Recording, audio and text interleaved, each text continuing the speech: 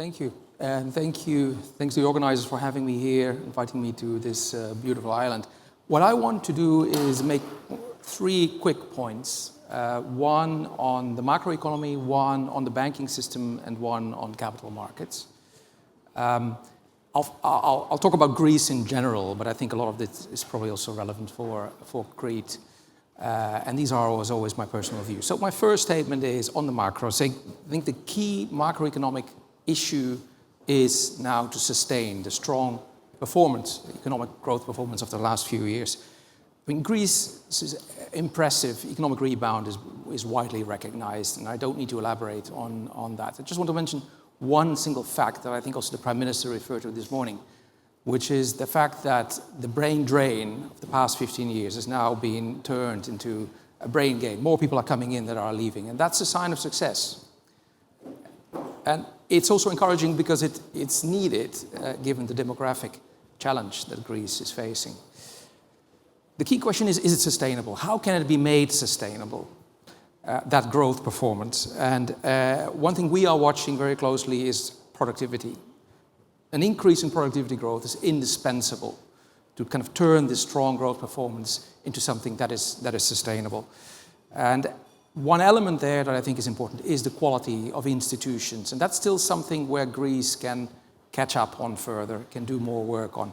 So quality of institutions, things like the rules and regulations governing the business sector, the judicial system, the quality of institutions is crucial for innovation, investment, and therefore for productivity.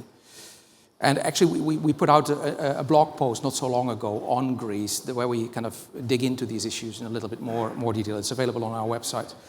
It's important also for the financing of growth. And that brings me to my second point. So the banking system is back in business. It's there. It is the key provider of financing again. And of course, that reflects the impressive transformation that the sector has gone through. When you look at credit growth, especially the corporate sector, Greece has seen a pace of credit growth that is among the strongest in Europe in the past few years, in the corporate sector.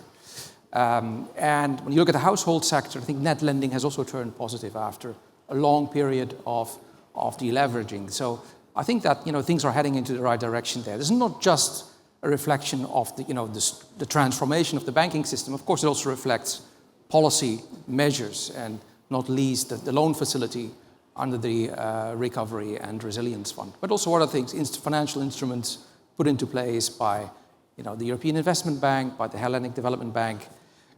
So of course, having said all that, the key issue remains, that there are still small, medium-sized companies, small companies that perceive difficulties in accessing finance. And that is clearly an issue that is, I mean, it's a general issue among small companies in Europe, but it is a little bit more pronounced in Greece. Which brings me to my third and final point, and that's certainly not the silver bullet for those access to finance issues, but I think it is an element of the strategy, which is that there's now a need to further develop capital markets in Greece, and also in Europe, by the way. But let me focus on the Greek dimension here. So why are capital markets, deeper capital markets, important? First, Greece's companies have historically very much depended on banks, on bank credit, and that model proved fragile during the crisis. So I think it is important that alternative funding channels exist. And when I think about capital markets, I think especially of private capital markets, for which, by the way, the banks are also very important. There's really a complementarity between banks and the capital markets. Second reason is that to shift that growth model towards higher productivity, there is a need for long-term risk-bearing capital. And capital markets are good at that, especially in early phases. The private capital markets can help there. Final thing, and then I'll stop. Final thing is Greece has a relatively low domestic savings base, and it therefore requires external financing. And this is, of course, also where it links to the European agenda, given that elsewhere in Europe we have households with very high savings rates, So that's why we need a savings and investment union to make much better use of that capital that exists. And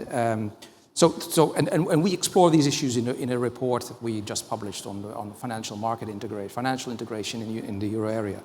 Stronger capital markets help to attract cross-border investment, and that helps to diversify funding sources and reduces the vulnerability to shocks. Let me stop there.